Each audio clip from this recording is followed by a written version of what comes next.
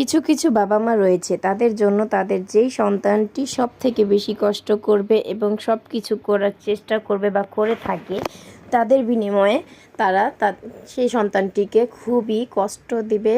তাদের কৃতজ্ঞতা করা না করে তাদেরকে সারা জীবন ঠকিয়ে যাবে। এরকমটা রয়েছে, এরকম অনেক বাবা মা রয়েছে।